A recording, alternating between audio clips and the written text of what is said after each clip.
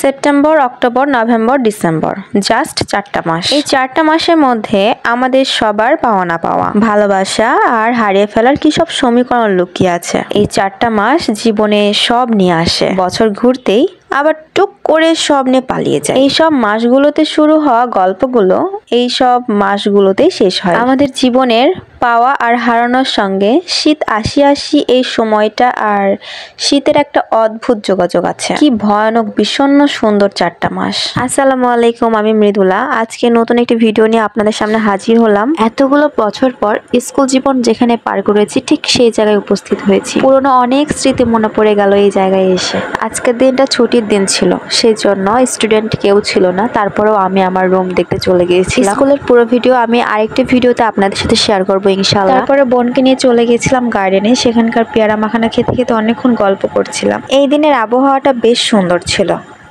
School থেকে হেঁটে হেঁটে গার্ডেনে এসেছি। শুধু গার্ডেন পর্যন্তই ছিলাম না, সেখান থেকে হেঁটে হেঁটে মুক্তমঞ্চ এবং মুক্তমঞ্চ দিয়ে সিএনবি পর্যন্ত হেঁটে হেঁটে গেছি আর গল্প করেছি। আশেপাশে জায়গা ভেবেছিলাম যেহেতু সকালবেলা সেহেতু ফাঁকা থাকবে, কিন্তু অনেক মানুষজন ছিল।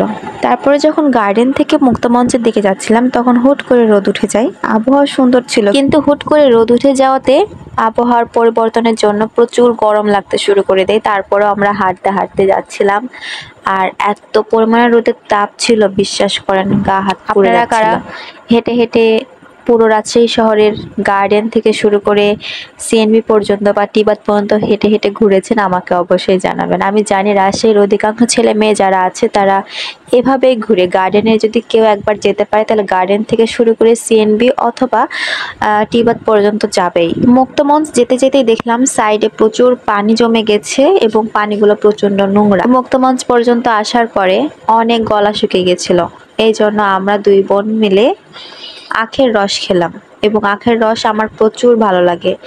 কার কার আখের রস ভালো লাগে অবশ্যই জানাবেন। তারপরে আমি আর ভিডিও নিইনি, একদম সিএনবিতে এসে ভিডিও নিয়েছি। আর ভিডিওতে এইগুলো আর্ট না নিলে কি হয়?